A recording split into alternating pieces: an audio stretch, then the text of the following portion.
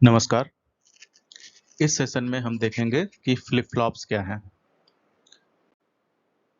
Flip flop basically sequential circuits हैं, sequential logic devices हैं digital electronics में। और फ्लिप फ्लॉप का मेन काम ये है कि फ्लिप फ्लॉप एक बिट डेटा को स्टोर करने में काम आता है। तो फ्लिप फ्लॉप एक बिट डेटा को स्टोर करता है, यूजुअली दो स्टेट में, दो स्टेबल स्टेट में हो सकता है, 0 में या 1 में। या तो ये 0 को स्टोर करता है या 1 को स्टोर करता है। तो एक टाइम पे एक ही बिट को, एक फ्लिप फ्लॉप एक बिट को ही स्टोर कर सकता है। फ्लिप फ्लॉप के एप्लीकेशंस, फ्लिप फ्लॉप को वेरियस डिवाइसेस में यूज किया जाता है।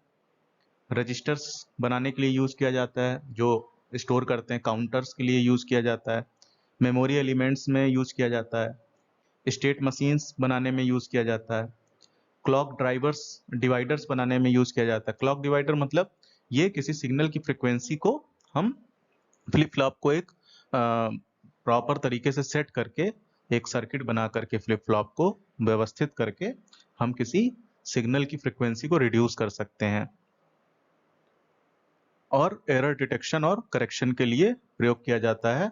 सपोज कि एक जगह से इंफॉर्मेशन ट्रांसमिट हो रही है दूसरी जगह पर, और हम यहाँ से इंफॉर्मेशन भेजते हैं कोडिंग करके, और रिसीवर जहां पर हम भेज रहे हैं, तो जिसने रिसीव किया है वो उसकी डिकोडिंग करके ये देखता है कि जो सिग्नल भेजा गया है क्या वही मिला है।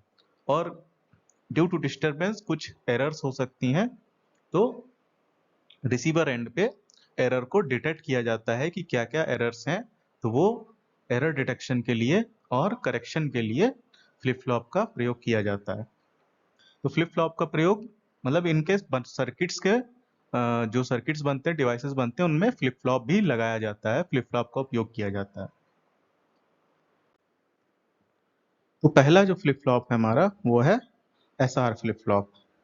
तो एस मींस सेट और आर मतलब रीसेट। तो सेट रीसेट फ्लिप फ्लॉप है। इस फ्लिप फ्लॉप में हमने ऑलरेडी एसआर लैच के बारे में हम जानते हैं, और नहीं भी जानते तब भी यहाँ जान जाएंगे, बट पिछले लेक्चर में मैंने बताया है, उसका लिंक मैं नीचे डिस्क्रिप्शन में शेयर कर दूंगा। और क्लॉक के बारे में भी मैंने बताया, उसका भी लिंक मैं नीचे शेयर कर दूंगा। तो सेट और रीसेट जो है ये फ्लिप फ्लॉप है। तो इसकी ट्रुथ टेबल ऐसी है, यहाँ पर Qn+1 है, और ये Qn है। बेसिकली जो Q दिख रहा है ये Qn ही है। तो ये Qn, और Qn मतलब करंट स्टेट, Qn+1 मतलब नेक्स्ट स्टेट। तो करंट स्टेट मतलब कि जब हमने फ्लिप फ्लॉप उठाया, जब फ्लिप फ्लॉप हमने मेरे पास आया या हमने लिया जब फ्लिप फ्लॉप, तो उसके जो आउटपुट है, आउटपुट पर कुछ वैल्यू रही होगी। सपोज इस पे इनिशियली 0 है या 1 है, तो जो भी वैल्यू है इस पे, या पहले कोई इनपुट अप्लाई किया गया, उसका कुछ, उसकी वजह से आउटपुट पे कुछ रिजल्ट रहा हो, 1 रहा हो या 0 रहा हो, तो यहाँ पर करंट स्टेट कुछ भी हो सकती है। तो करंट स्टेट वो है जो हम क्लॉक पल्स देने से पहले आउटपुट पर जो वैल्यू है वो करंट स्टेट है। उसके बाद फिर हम सेट और रीसेट पे कुछ इनपुट देते हैं और क्लॉक पल्स देते हैं। उसके बाद आउटपुट में जो परिवर्तन होता है और नई वैल्यू आती है वो नेक्स्ट स्टेट कहलाती है। कि सपोज यहाँ पर क्यू पर पहले 0 था, और हमने जब यहाँ इनपुट अप्लाई किया एस और आर पे और क्लॉक अप्लाई किया, तो जो नया आउटपुट आया 0 की जगह सपोज 1 हो गया, तो वो नेक्स्ट स्टेट है। तो n+1 means next clock pulse के बाद, मतलब एक क्लॉक पल्स के बाद जो आउटपुट की वैल्यू है। तो ये Qn करंट स्टेट है कि करंट स्टेट पे क्या वैल्यू रही है, और Qn+1 एक क्लॉक पल्स के बाद जो अगली वैल्यू है वो क्या है। तो इसमें एस आर फ्लिप फ्लॉप है। तो एस आर पे ट्रुथ टेबल इसकी ये है कि एस और आर को अगर हम 0 0 कर देते हैं, तो दोनों 0 हैं, एस भी 0 है और आर भी 0 है, तो नेक्स्ट स्टेट जो है वो करंट स्टेट ही रहेगी। दूसरा है कि अगर एस को 1 लेते हैं और आर को 0, एस को 1 मतलब सेट हमने 1 कर दिया, जो सेट पिन है यहाँ पर 1 दे दिया, तो जब सेट 1 है तो आउटपुट भी सेट हो जाएगा, सेट का मतलब 1 हो जाएगा। फिर यहाँ पर 0 है 1 है, अगर हम रीसेट पर 1 देते हैं, तो रीसेट का 1 मतलब कि हमने रीसेट को स्टार्ट कर दिया, रीसेट कर दिया सिस्टम। तो रीसेट करने का मतलब है इससे फ्लिप फ्लॉप रीसेट हो जाएगा और आउटपुट की वैल्यू 0 हो जाएगी। और एस और आर दोनों 1 1 है तो इनवैलिड स्टेट हो जाएगी। तो 1 और 1 जो देना प्रोहिबिटेड है, 1 1 इनवैलिड है देना। तो 1 1 हमको नहीं देना है, 1 1 देना एस आर फ्लिप फ्लॉप पे इनवैलिड माना जाता है। 1 1 के लिए कोई भी वैल्यू जो भी मिलेगी वो इनवैलिड वैल्यू मानी जाएगी। तो सपोज 1 0 है, एस पर 1 है और आर पर 0 है, ये हमने इनपुट दिया। अब यहाँ पर हम देखते हैं सपोज हमारी करंट वैल्यू जो क्यू पे आउटपुट है वो 0 है और क्यू बार जो है, जब ये 0 है तो क्यू बार जो है वो 1 हो जाएगा। तो सपोज हमारी करंट वैल्यू, मतलब अभी हमने इनपुट अप्लाई नहीं किया है, मतलब एस पे 1 और आर पे 0 नहीं दिया है। तो जब हमने कुछ अप्लाई नहीं किया लेकिन आउटपुट पर कुछ वैल्यू है, सपोज आउटपुट पर 0 है, क्यू जो है 0 है, अब हम 1 और 0 अप्लाई करते हैं, सेट पे 1 और रीसेट पे 0 रख देते हैं। तो जब हम ये रखेंगे तो उसके बाद फिर हम क्लॉक दिए। क्लॉक देने का मतलब होता है कि क्लॉक मतलब यहाँ पे इस पे 1 चला गया एक तरीके से। तो 1 जाने का मतलब होता है, क्योंकि जब यहाँ 1 होगा यहाँ 1 होगा, क्लॉक देने का मतलब यहाँ 1 चला गया, कुछ इंस्टेंट टाइम के लिए 1 चला गया। तो 1 इंटू 0 0 होगा, लेकिन 1 इंटू 1 1 होगा। मतलब जो भी यहाँ पर, अगर यहाँ पर 1 है तो जो भी यहाँ पर आउटपुट हो, इनपुट होगा, वो पास करके आउटपुट पे चला जाएगा। नैंड गेट की प्रॉपर्टी यही होती है कि अगर एक इनपुट 1 है तो आउटपुट की वैल्यू वही होगी जो दूसरे इनपुट पर वैल्यू है। तो 1 है, इसका मतलब ये एक तरीके से लॉक की तरह काम कर रहा है। जैसे इस पे 1 दिया, जो यहाँ पर वैल्यू है ये आकर के यहाँ चली आएगी। तो ये हमारा क्लॉक देने का फायदा होगा कि हमारा जो इनपुट है वो सर्किट के अंदर चला जाएगा। तो अब क्या होगा, ये 0 यहाँ आ गया और ये 1 यहाँ पर आ गया। तो जब ये आ गया और यहाँ पर हमारा ऑलरेडी वैल्यू 0 1 था, तो ये 0 1 यहाँ से ऐसे जाएगा। तो कुछ देर इटरेशन के बाद ये 1 0 पे स्टेबल हो जाएगा। अब हम 1 0 कुछ भी देंगे, जब तक यहाँ पे 0 और 1 है तब तक यहाँ पर 1 ही बना रहेगा और यहाँ पर 0 बना रहेगा, स्टेबल रहेगा। तो ये एक पॉइंट पर जा करके स्टेबल हो जाएगा और यहाँ पर जो स्टेट होगी वो 1 हो जाएगी और यहाँ पर 0 हो जाएगी। तो यही था कि सेट को अगर हम 1 देते हैं तो जो वैल्यू है वो आउटपुट पर 1 हो जाएगी। तो सेट को 1 देंगे, रीसेट को 0 दिए और क्लॉक दिए, तो यहाँ पर वैल्यू क्या हुई, 1 हो गई। तो और ये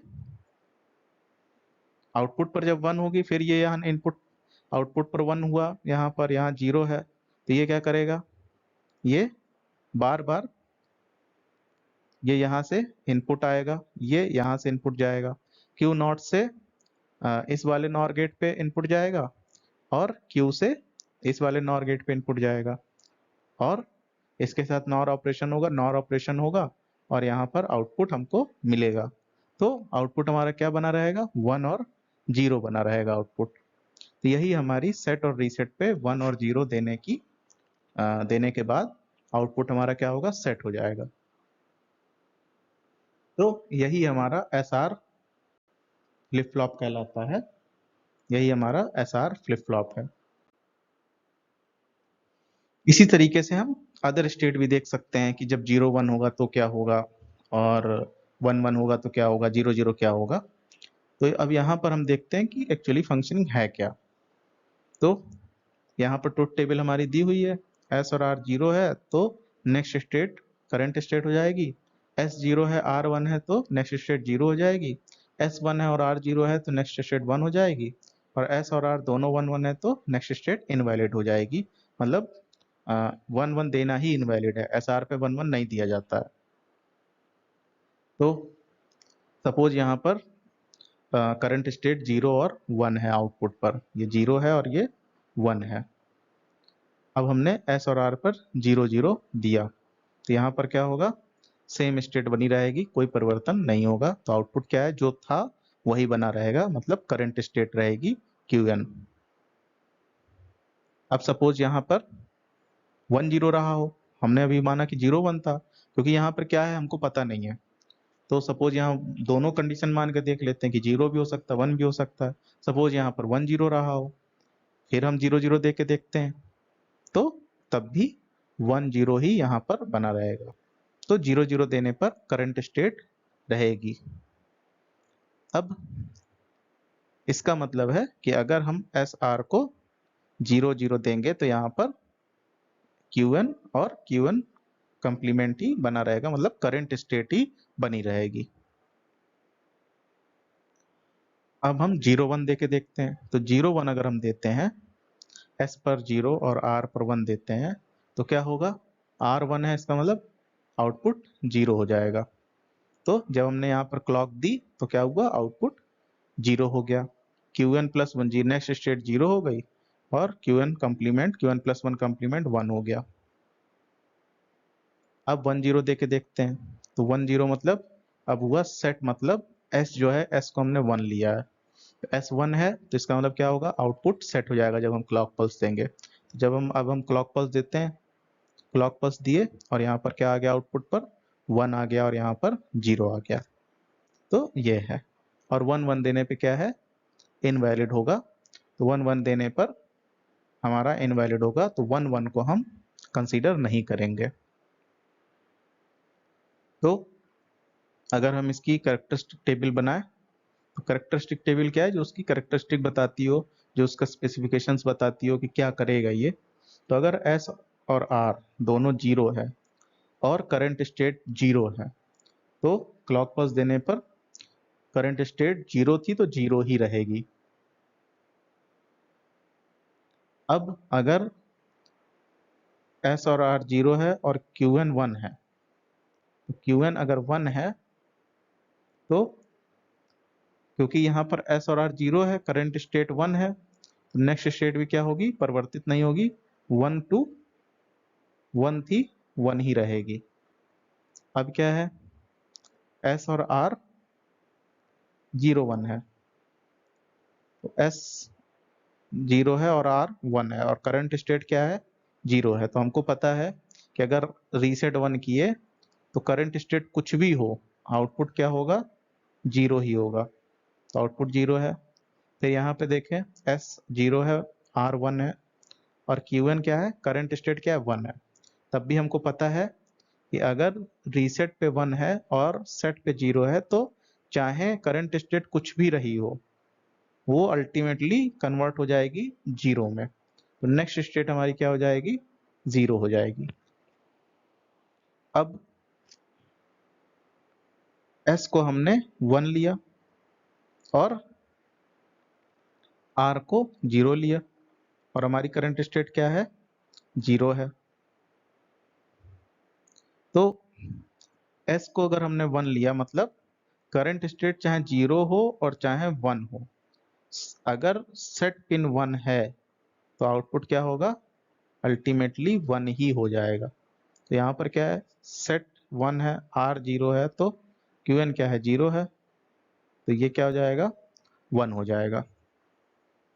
अब यहाँ पर भी सेट 1 है और रीसेट पिन 0 है, करंट स्टेट क्या है, 1 है, लेकिन करंट स्टेट से कोई फर्क नहीं पड़ता। अगर S 1 है तो सिंपली यहाँ पर 1 हो जाएगा।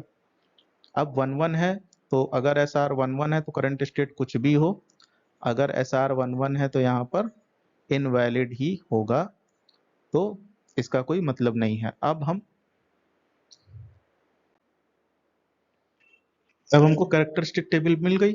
कैरेक्टरिस्टिक टेबल से अब हम क्या करेंगे, SR फ्लिप फ्लॉप का बूलियन फंक्शन बनाएंगे कि क्या काम करता है, कैसे काम करता है।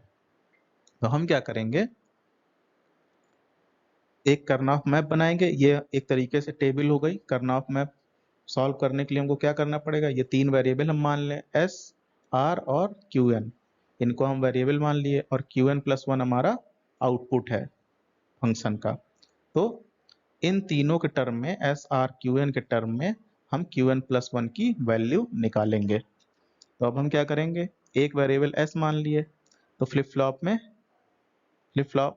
के मैप में क्या था, ए बी सी वेरिएबल होता था, ए की जगह एस आ गया, बी की जगह पर आर आ गया और सी की जगह पर क्यू एन आ गया। तो जहां जहां पर के मैप में आर बी था वहां आर रख देंगे, जहां पे सी था वहां क्यू एन रख देंगे, जहां पर ए था वहां एस रख देंगे।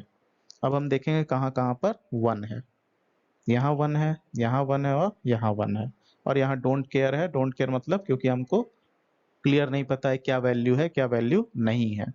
यहाँ जीरो भी हो सकता है आउटपुट पर क्योंकि डिफाइंड नहीं है, वन वन देने पर, एस आर देने पर इनवैलिड आता है क्योंकि कभी कुछ भी वैल्यू हो सकती है, कभी कुछ वैल्यू हो सकती है, तो इसलिए हम इसको क्या कह रहे हैं, डोंट केयर कह रहे हैं। अब हम जहां जहां वन है वहां वन रख देंगे, जहां डोंट केयर है वहां डोंट केयर रख देंगे। ये हमने डोंट केयर रख दिया। अब के मैप में हम जानते हैं कि डोंट केयर का यूज हम अपने हिसाब से कर सकते हैं, अगर डोंट केयर की जरूरत है तो करेंगे, नहीं है तो नहीं करेंगे। तो डोंट केयर अगर रखते हैं तो हमें 4 का ग्रुप मिल जाएगा, तो हमारा बुलियन फंक्शन ज्यादा मिनिमाइज्ड हो जाएगा। तो हमने इन 4 को x को मान लिया 1 है, क्योंकि डोंट केयर की प्रॉपर्टीज ही यही होती है कि x को हम चाहें तो अपनी सुविधा अनुसार 1 मान लें और चाहें तो अपनी सुविधा अनुसार 0 मान लें। तो दो हमें ग्रुप मिल गए, एक पेयर मिल गया दो का, 2 वंस का, और एक पेयर एक मिल गया क्वाड ट्रिपल मिल गया। तो क्वाड ट्रिपल मतलब कि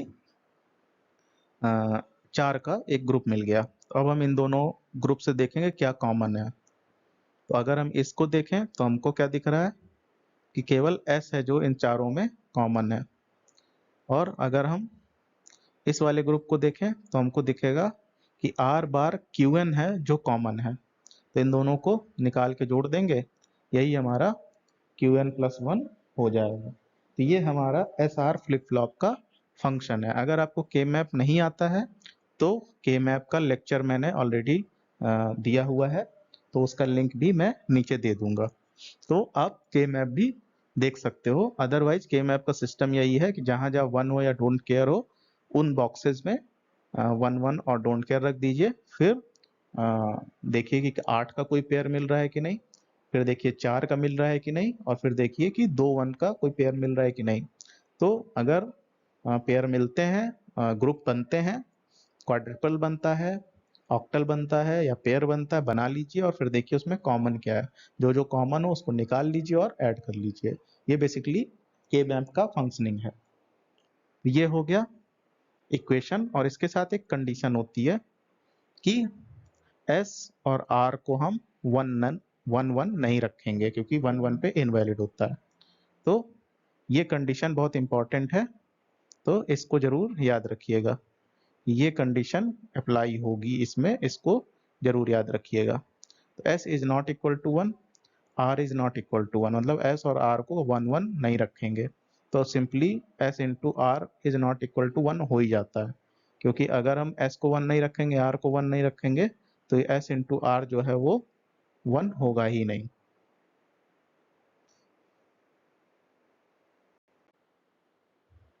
तो अब हमको कैरेक्टरिस्टिक टेबल पता है, अब हमको एक्साइटेशन टेबल देखनी है।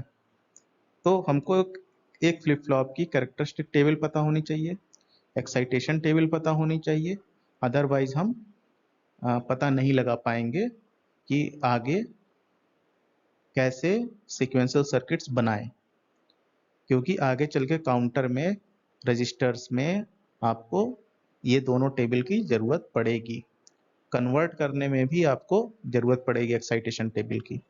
एक्साइटेशन टेबल क्या है, कैरेक्टरिस्टिक टेबल में क्या था, हमको इनपुट पता होते थे और करंट स्टेट पता होती थी, और हम इसके हिसाब से बताते थे कि नेक्स्ट स्टेट क्या होगी। एक्साइटेशन टेबल में यह है कि करंट स्टेट पता होगी और नेक्स्ट स्टेट पता होगी। अब हमको ये पता लगाना है कि एस आर की पॉसिबल वैल्यूज क्या क्या है जिसके लिए ये समीकरण बनेगा। सपोज कि क्यू एन जीरो है और Q N plus one zero है, तो अब हम इस कैरेक्टरिस्टिक टेबल में चेक करेंगे कहाँ पे करंट स्टेट जीरो है और नेक्स्ट स्टेट जीरो है। तो एक यहाँ पर है, तो यहाँ पर हमें क्या दिख रहा है, एस जीरो और आर जीरो दिख रहा है।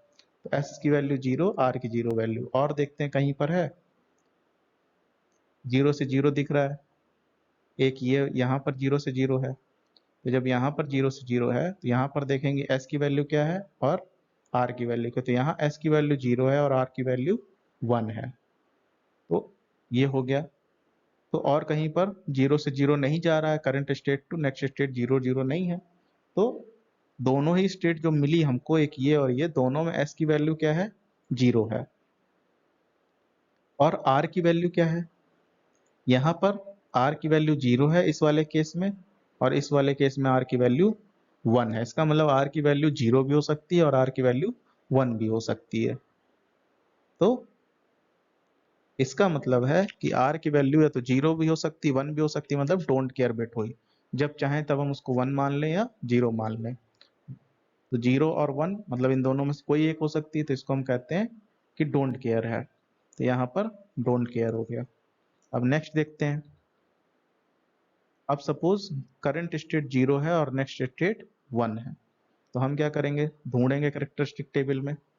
तो कैरेक्टरिस्टिक टेबल में हमने यहाँ पर देखा 0 से 1 की ये स्टेट है, तो s की वैल्यू कितनी है, 1, r की वैल्यू कितनी है, 0। अब हम और कहीं देखते हैं, और कहीं 0 से 1 है, नहीं है। तो इसका मतलब क्या हुआ, s की वैल्यू क्या हो गई, 1 हो गई। और r की वैल्यू क्या हुई, r की वैल्यू क्या हुई, 0। तो इसका मतलब r की वैल्यू 0 होगी, तो उसको हम यहाँ पर एक्साइटेशन टेबल में लिख देंगे। नेक्स्ट 1 0 लेके देखते हैं कि करंट स्टेट 1 है और नेक्स्ट स्टेट 0 है। तो अब इस कैरेक्टरिस्टिक टेबल में देखते हैं कहाँ पर ये कॉम्बिनेशन है। तो करंट स्टेट 1 और नेक्स्ट स्टेट 0, तो ये है। यहाँ पर s की वैल्यू कितनी है, 0 है, और r की वैल्यू कितनी है, 1 है। s 0 हो गया और r की वैल्यू क्या है, 1 है, तो 1 हो गया। इसके अलावा और कहीं 1 से 0 ट्रांजिट नहीं हुआ है। अब हम 1 1 देखते हैं कि Q1 से Q1 प्लस 1, 1 1 कहाँ हुआ है। करेक्टरिस्टिक टेबल में 1 1 यहाँ पर हुआ है, यहाँ पर s की वैल्यू कितनी है, 1, और r की वैल्यू 0 है। और हम देखते हैं कहीं पर 1 से 1 ट्रांजिट हुआ है, तो यहाँ से यहाँ पर भी 1 से 1 ट्रांजिट हुआ है। यहाँ पर s की वैल्यू 0 है और r की वैल्यू 0 है, तो दोनों में ही देखते हैं। तो यहाँ s की वैल्यू 0 है और r की वैल्यू 1 है, तो इसका मतलब या तो s की वैल्यू 0 हो सकती है या 1 हो सकती है। तो 0 और 1, 0 और 1 का मतलब डोंट केयर, डोंट केयर मतलब 0 भी हो सकती है, 1 भी हो सकती है। तो s को हम क्या कर देंगे, s को हम लिख देंगे डोंट केयर। तो यहाँ पर हमने लिख दिया डोंट केयर। अब r देखते हैं, इन दोनों ही ट्रांजिट के लिए r की वैल्यू क्या है। तो यहाँ r की वैल्यू 0 है और यहाँ पर भी r की वैल्यू 0 है, तो इसका मतलब r की वैल्यू पता चल गई 0 है, तो यहाँ पर हम 0 लिख देंगे। तो ये जो आपको दिख रही है यही एक्साइटेशन टेबल है, यही एक्साइटेशन टेबल है जिसको हमको याद रखना है, और ये टेबल याद रखनी है। याद कुछ भी नहीं रखना है, सिर्फ आपको बेसिक फंक्शन फ्लिप फ्लॉप का याद रखना है, तो आपको अपने आप टेबल्स याद हो जाएंगी।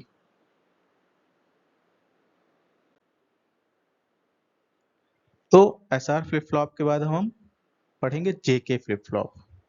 तो जेके फ्लिप फ्लॉप के कई नाम हैं। जेके फ्लिप फ्लॉप का मतलब है जैक किलवी। तो जैक किलवी, तो या तो जैक किलवी के नाम से जेके पड़ा है, और इसको मास्टर स्लेव भी कहते हैं, मास्टर स्लेव फ्लिप फ्लॉप। तो ये मास्टर स्लेव फ्लिप फ्लॉप कहलाता है या जैक किलवी फ्लिप फ्लॉप कहलाता है। दोनों ही इसके नाम हैं। जैक किलवी के नाम पे ये जे फॉर जैक और के फॉर किलवी, तो जेके फ्लिप फ्लॉप है, या फिर ये मास्टर स्लेव फ्लिप फ्लॉप भी कहा जाता है। तो आपसे पूछा जाए मास्टर स्लेव फ्लिप फ्लॉप क्या है, जैक किलवी फ्लिप फ्लॉप क्या है, जेके फ्लिप फ्लॉप क्या है, तीनों एक ही चीज है।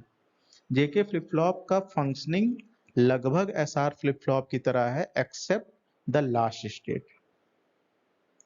वहां पर 1 1 देने पर क्या होता था, इनवैलिड होता था।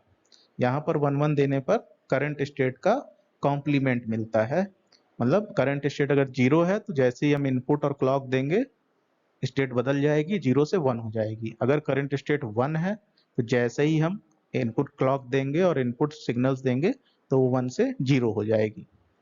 तो देखते हैं कैसे। सपोज यहाँ पर 0 1 है आउटपुट पे करंट स्टेट, तो जब हम J और K पर इनपुट देंगे, सपोज 0 0 दिया तो कोई परिवर्तन नहीं होगा, ये 0 1 ही बना रहेगा। अब सपोज करंट स्टेट 1 0 रही हो, तब भी अगर हम 0 0 देते हैं तो कोई परिवर्तन नहीं होगा, 1 0 ही बना रहेगा।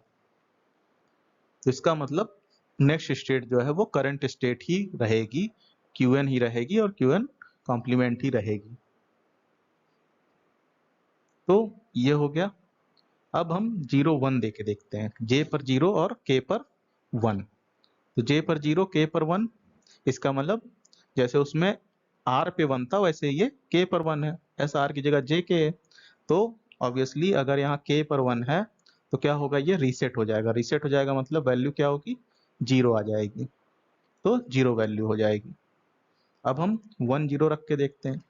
जब हम 1 0 रखेंगे तो S की जगह पर J है, तो इसका मतलब क्या हुआ, सेट हुआ। सेट हुआ मतलब यहाँ पर वैल्यू 1 आ जाएगी आउटपुट पर, और Qn प्लस 1 नेक्स्ट स्टेट जो है वो 1 हो जाएगी, और Qn प्लस 1 कॉम्प्लीमेंट तो 0 हो ही जाएगा। उसके बाद हम सपोज अब हमारे प्रीवियस जो वैल्यू है, स्टेट है, करंट स्टेट है, वो 1 0 है मान लीजिए। अब हम JK पर 1 देते हैं। जब हम 1 देंगे उसके बाद जैसे ही हम क्लॉक देंगे, यहाँ वैल्यू क्या हो जाएगी, 1 की जगह 0 हो जाएगा। तो ये क्या होगा, करंट स्टेट का कॉम्प्लीमेंट मिल जाएगा। फिर 0 1 मान लीजिए स्टेट है, सपोज 0 1 रही हो, तब हम JK पे 1 1 दे देंगे तो क्या होगा, JK पे 1 1 दिए और क्लॉक पल्स दिए, क्लॉक पल्स देंगे तो ये क्या हो जाएगा, 1 0 हो जाएगा। तो 0 से 1 हो जाएगा, 1 से 0 हो जाएगा, मतलब जो भी करंट स्टेट है उसका कॉम्प्लीमेंट मिल जाएगा जैसे ही हम इनपुट और क्लॉक अप्लाई करेंगे। तो नेक्स्ट स्टेट हमारी क्या होगी, नेक्स्ट स्टेट होगी हमारी करंट स्टेट की कॉम्प्लीमेंट। तो यही चीज यहाँ पर लिखी हुई है, सिर्फ इतना ही डिफरेंस है SR में और JK में। तो अब आप JK की कैरेक्टरिस्टिक टेबल इसी हिसाब से कर सकते हैं कि यहाँ पर J, K और Qn दिया हुआ है, मतलब J की वैल्यू दी है, K की वैल्यू दी है और करंट स्टेट दिया है। तो हमको पता है J 0 है, K 0 है और करंट स्टेट 0 है, तो परिवर्तन नहीं होगा, 0 ही रहेगी। तो हम इसको इस तरीके से देख सकते हैं कि ये यहाँ पर 0 1 है, तो जो यहाँ पर है वही यहाँ चला जाएगा अगर JK 0 0 है तो। नेक्स्ट देखते हैं। नेक्स्ट में अगर यहाँ पर J 0 है, K 1 है, मतलब ये रीसेट हो जाएगा, यहाँ कोई भी वैल्यू हो यहाँ पर 0 ही आएगा, तो यहाँ पर हमारा क्या वैल्यू आएगी, 0। सिमिलरली यहाँ पर क्या होगा कि अगर JK 1 0 है, मतलब J 1 है और K 0 है, तो यहाँ पर भी है, यहाँ पर भी है, तो आउटपुट कुछ भी हो, 0 हो या 1 हो, वो 1 ही हो जाएगा आउटपुट, क्योंकि ये सेट हो जाएगा फ्लिप फ्लॉप, ये 1 हो गया। सिमिलरली यहाँ पर अगर JK 1 1 है तो जो भी आउटपुट होगा, जो भी करंट स्टेट होगा वो कंप्लीमेंट हो जाएगा, 0 की जगह 1 हो जाएगा, 0 की जगह 1 हो गया और 1 की जगह पर 0 हो जाएगा, तो कॉम्प्लीमेंट हो जाएगा, 0 1 बन गया और 1 0 बन गया, मतलब करंट स्टेट का उल्टा हो जाएगा। तो ये JK फ्लिप फ्लॉप की, ये Q1 प्लस 1 Q1 कॉम्प्लीमेंट मिल जाएगा, तो ये JK फ्लिप फ्लॉप की कैरेक्टरिस्टिक टेबल है। अब हम कैरेक्टरिस्टिक टेबल से इसका इक्वेशन बनाते हैं। तो ऑब्वियसली जहां जहां 1 है उसको रख देंगे, और 3 वेरिएबल है, तो K मैप में 3 वेरिएबल होता था A B C, तो A की जगह J रख देंगे, B की जगह K रख देंगे, C की जगह Qn रख देंगे। तो रख देते हैं, तो अगर रखेंगे तो क्या होगा, J रख दिया A की जगह, B की जगह K रख दिया और C की जगह Qn रख दिया। तो ये हो गया हमारा, बन गया K मैप। और अब उसके बाद जहां जहां 1 है वहां वहां 1 रख देंगे, तो यहाँ 1 था, यहाँ 1 था, यहाँ 1 था और यहाँ 1 था, तो करस्पॉन्डिंग बॉक्सेज में 0 0 1 वाले बॉक्स में 1 रख दिया, 1 0 0 वाले बॉक्स में 1 रख दिया, 1 0 1 वाले बॉक्स में 1 रख दिया, 1 1 0 वाले बॉक्स में 1 रख दिया। उसके बाद हम क्या करते हैं, सिंपली पेयर बनाते हैं। पेयर बनाएंगे, एक पेयर ये बन जाएगा और एक पेयर ये बन जाएगा, क्योंकि के मैप क्या होता है, फोल्ड होता है इस तरीके से। तो एक दो पेयर हमारे मिल गए। तो दोनों पेयर में यहां से देखेंगे क्या कॉमन है, जे कॉमन है, और इन दोनों में क्या कॉमन है, क्यू एन बार कॉमन है। के जो है डिफरेंट है, क्योंकि यहाँ के है और यहाँ पर के कॉम्प्लीमेंट है। तो जे क्यू एन बार मिल गया एक टर्म। इस वाले पेयर से अब देखते हैं, इस वाले पेयर में के बार क्यू एन कॉमन है। तो क्योंकि यहाँ जे बार है, जे ये कॉमन नहीं है, के बार क्यू एन दोनों में है, इसमें भी है और इसमें भी है। तो के बार क्यू एन रख देते हैं यहाँ पे। अब इसको हम ऐड कर देंगे, यही हमारा जेके का बूलियन फंक्शन हो जाएगा, बूलियन इक्वेशन हो जाएगा। Next state is equal to J into current state का कॉम्प्लीमेंट प्लस के का कॉम्प्लीमेंट इनटू करंट स्टेट। यही इक्वेशन है, इसी से इसका आउटपुट प्राप्त होगा, इस इक्वेशन से। अब ऑब्वियसली हमने बताया एक फ्लिप फ्लॉप में 3 चीज पता होनी चाहिए, कैरेक्टरिस्टिक टेबल, ट्रुथ टेबल और एक्साइटेशन टेबल। तो एक्साइटेशन टेबल सेम जैसे एसआर में निकाले थे वैसे यहाँ भी निकालेंगे। सपोज क्यू एन प्लस 1 0 0 है, तो देखेंगे कहाँ कहाँ पे ट्रांजिट है। एक ये ट्रांजिट है 0 से 0 में, एक ये है। तो यहाँ पर जे की वैल्यू क्या है, 0 है दोनों में। यहाँ जे की वैल्यू 0 हो जाएगी। के की वैल्यू क्या है, के की वैल्यू यहाँ 0 है और इस वाले में 1 है। तो जे के की वैल्यू 0 भी हो सकती है और 1 भी हो सकती है। इसका मतलब के को हम क्या लेंगे, डोंट केयर लेंगे। फिर हम नेक्स्ट देखते हैं 1 0 1 के लिए। तो कैरेक्टरिस्टिक यहाँ पर 0 से 1 गया और यहाँ 0 से 1 गया, दो जगह पे 0 से 1 ट्रांजिट हुआ है। तो यहाँ पर जे की वैल्यू 0 1 है और यहाँ भी जे की वैल्यू 1 है। इसका मतलब जे तो 1 होगा। के की वैल्यू दोनों जगह देखते हैं, के की वैल्यू 0 है, के की वैल्यू 1 है। तो इसका मतलब के 0 भी हो सकता है और 1 भी हो सकता है, मतलब K is equal to don't care. Similarly यहाँ पर देखते हैं, तो 1 to 0 Q1 से Q1 प्लस यहाँ पर हुआ और यहाँ पर हुआ, दोनों में J की वैल्यू देखते हैं। यहाँ पर J की वैल्यू 0 है या 1 है, तो इसका मतलब J की वैल्यू है तो 0 हो सकती है या 1 हो सकती है। अब K की वैल्यू देखते हैं, K की वैल्यू दोनों जगह पे 1 है, इसका मतलब K इज इक्वल टू 1। तो ये हमने यहाँ रख दिया। J की वैल्यू 0 या 1 कुछ भी हो सकती है तो डोंट केयर रख दिया, और K की वैल्यू 1 हो सकती है तो 1 रख दिया। अब हम देखते हैं 1 to 1 के लिए। तो 1 to 1 यहाँ पर ट्रांजिट हुआ, तो J की वैल्यू क्या है दोनों में, यहाँ J की वैल्यू 0 है या 1 है। तो J की वैल्यू 0 है या 1 हो, दोनों में पॉसिबिलिटी है कि करंट स्टेट Qn से नेक्स्ट स्टेट Qn में 1 to 1 गया हो। तो J इक्वल टू 0 और 1 मतलब ये J equal to don't care, तो इसको डोंट केयर लिख लेंगे। उसके बाद फिर देखते हैं K की वैल्यू दोनों जगह 0 है, तो इसका मतलब K इक्वल टू 0 हो जाएगा, K इक्वल टू 0 रख देंगे। तो ये excitation table JK flip flop की हमको मिल गई। तो तीनों चीज हमने देख ली, JK फ्लिप फ्लॉप की ट्रुथ टेबल, कैरेक्टरिस्टिक टेबल और एक्साइटेशन टेबल। अब हम देखते हैं D flip flop. D flip flop जो है कहलाता है D for delay flip flop. इसको हम डिले फ्लिप फ्लॉप भी कहते हैं, D for delay. Delay flip flop क्यों कहते हैं, डिले फ्लिप फ्लॉप इसलिए कहते हैं क्योंकि इसमें जो इनपुट पर होता है वही क्लॉक देने के बाद आउटपुट पे चला जाता है। मतलब अगर यहाँ 0 है तो जैसे ही हम यहाँ क्लॉक देंगे, जैसे ही क्लॉक देंगे वैसे ही यहाँ पर 0 हो जाएगा, 0 ही चला जाएगा। अब 0 को यहाँ से यहाँ जाने में कुछ टाइम लगेगा, क्योंकि डी फ्लिप फ्लॉप जितनी देर में प्रोसेस करेगा क्लॉक के बाद वो टाइम लगेगा। तो इसका मतलब क्या है, इनपुट ही मिलेगा, वैल्यू सेम ही मिलेगी, लेकिन कुछ डिले के बाद, थोड़ी देर प्रोसेसिंग टाइम के बाद। जितना इसको प्रोसेसिंग टाइम मिलेगा उतने के बाद इसको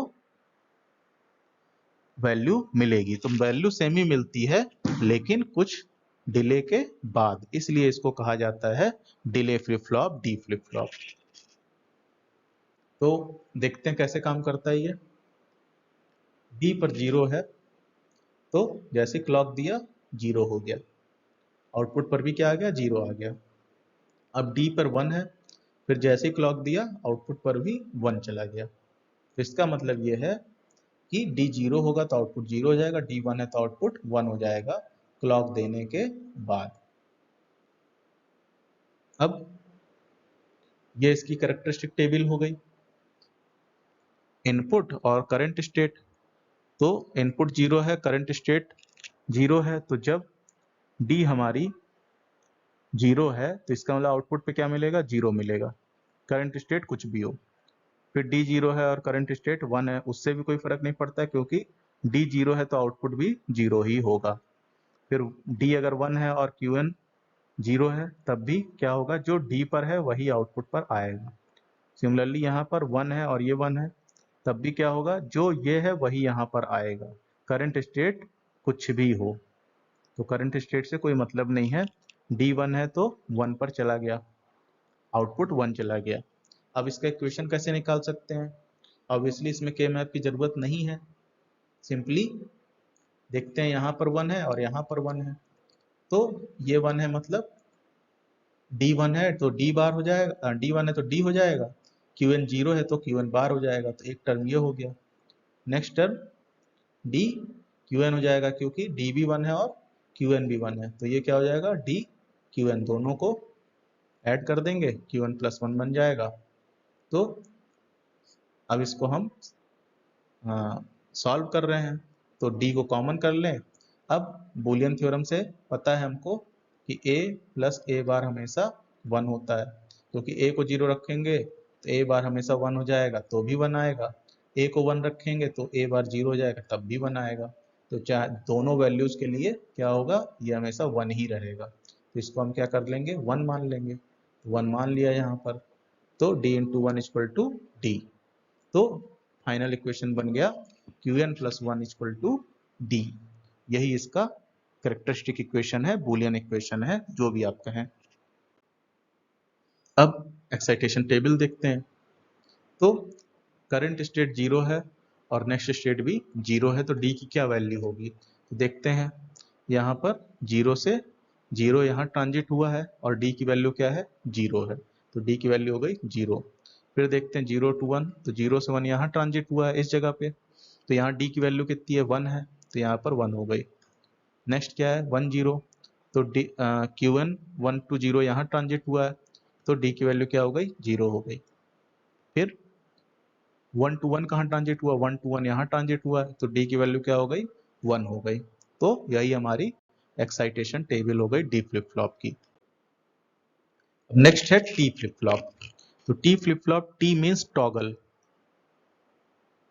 टॉगल का मतलब कि जो 0 है वो 1 हो जाए, जो 1 है वो 0 हो जाए। इसका मतलब क्या है कि आउटपुट जो भी रहा हो, करंट स्टेट जो भी रही हो, जैसे ही हम टी फ्लिप फ्लॉप में इनपुट अप्लाई करेंगे और क्लॉक अप्लाई करेंगे, जैसे ही क्लॉक से ट्रिगर करेंगे सर्किट को, वैसे ही जो करंट स्टेट है वो कॉम्प्लीमेंट हो जाएगी। करंट स्टेट 0 है तो 1 हो जाएगी, 1 है तो 0 हो जाएगी। देखते हैं कैसे। तो सपोज कि करंट स्टेट 0 1 रही हो, अब हम टी पे 0 देंगे, तो जब हम टी पे 0 देंगे तो करंट स्टेट में कोई परिवर्तन नहीं होगा, तो ये 0 1 ही रहेगा। अब सपोज करंट स्टेट 1 0 रही हो, तो हम टी पर अगर 0 देंगे और क्लॉक देंगे तब भी आउटपुट पर कोई परिवर्तन नहीं होगा, क्योंकि टी 0 देने का मतलब है आउटपुट पर कोई परिवर्तन नहीं। अब हम मान लेते हैं करंट स्टेट 0 1 है मान लीजिए, और टी पे अगर हम 1 दे रहे हैं और फिर क्लॉक देंगे तो क्या होगा, जो करंट स्टेट है वो कॉम्प्लीमेंट हो जाएगा। मतलब अभी यहाँ पर क्या दिख रहा है, 0 दिख रहा है, ये क्या हो जाएगा, 1 हो जाएगा। तो अभी हमने टी पर 1 दिया, अब हम क्लॉक अप्लाई करते हैं, क्लॉक अप्लाई किए तो यहाँ पर क्या हो गया, 0 से 1 हो गया। तो इसका मतलब ये हुआ कि फिर क्लॉक अप्लाई किया, 1 था स्टेट पे तो अब ये 0 हो गया। मतलब जो भी करंट स्टेट है, अगर टी को हमने 1 दिया और क्लॉक दी तो जो भी करंट स्टेट है वो कॉम्प्लीमेंट हो जाता है 0 से 1 या 1 से 0 हो जाता है। ये टी फ्लिप फ्लॉप का फंक्शन है। अब कैरेक्टरिस्टिक टेबल देखते हैं। टी 0 है और Qn 0 है, तो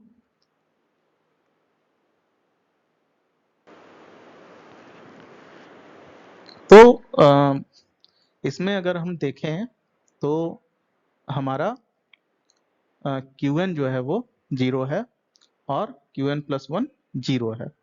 तो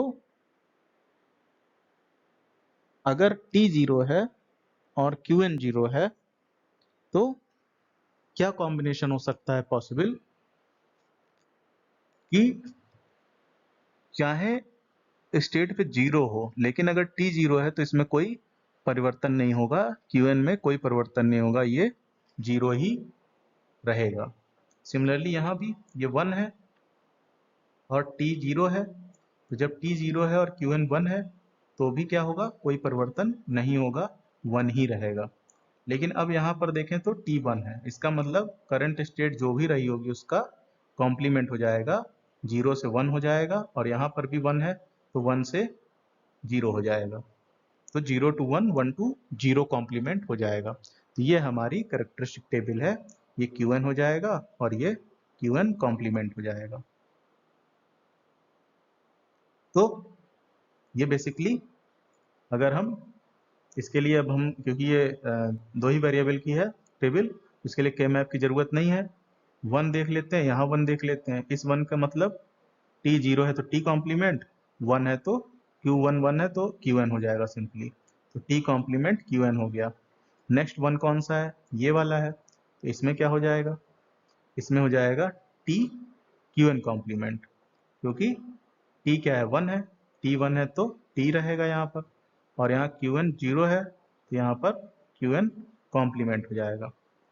तो Qn plus 1 equal to T complement Qn plus T Qn complement. तो यही हमारा T फ्लिप फ्लॉप का कैरेक्टरिस्टिक इक्वेशन हो जाएगा, बूलियन इक्वेशन हो जाएगा। क्या, T complement Qn plus T Qn complement. अब हमको देखना क्या है कि एक्साइटेशन टेबल क्या होगी, क्योंकि किसी भी फ्लिप फ्लॉप की हमको एक्साइटेशन टेबल पता होनी चाहिए। तो एक्साइटेशन टेबल पे सपोज करंट स्टेट Qn है और next state current state Qn और नेक्स्ट स्टेट Qn प्लस 1 है। तो करंट स्टेट है 0, 0 से 0 में ट्रांजिट हुआ, current state to next state 0 to 0 गया, यहाँ पर 0 to 0 यहाँ पर है, तो t की वैल्यू क्या है, 0, तो यहाँ 0 रख देंगे। फिर नेक्स्ट क्या है, 0 to 1 है, तो यहाँ देखते हैं 0 to 1 यहाँ ट्रांजिट हुआ, तो t की वैल्यू क्या है, 1, तो यहाँ 1 रख देंगे एक्साइटेशन टेबल पे, तो यहाँ 1 रख दिया। फिर हम क्या करेंगे, 1 to 0 है, तो 1 to 0 यहाँ ट्रांजिट हुआ, तो यहाँ पर देखेंगे t की वैल्यू क्या है, 1 है, तो यहाँ पर t की वैल्यू 1 रख देंगे। फिर Qn प्लस 1 1 1 है, तो 1 से 1 यहाँ कहाँ पे गया, Qn से Qn प्लस 1 1 1 यहाँ ट्रांजिट हुआ, यहाँ t की वैल्यू क्या है, 0 है, तो यहाँ पर वैल्यू क्या रख देंगे, 0। तो ये हमारी एक्साइटेशन टेबल कंप्लीट हो गई टी फ्लिप फ्लॉप की। तो इस तरीके से हमने चारों फ्लिप फ्लॉप देख लिए कि SR फ्लिप फ्लॉप कैसे काम करता है, उसकी कैरेक्टरिस्टिक टेबल क्या है, एक्साइटेशन टेबल क्या है, JK की देख ली, डी फ्लिप फ्लॉप की देख ली और टी फ्लिप फ्लॉप की देख ली। तो हमने सभी का देख लिया कि कैसे काम करते हैं, कैरेक्टरिस्टिक टेबल क्या है और एक्साइटेशन टेबल क्या है। तो ये आपको सारी चीजें याद होनी चाहिए। तो मिलते हैं नेक्स्ट सेशन में। Thank you.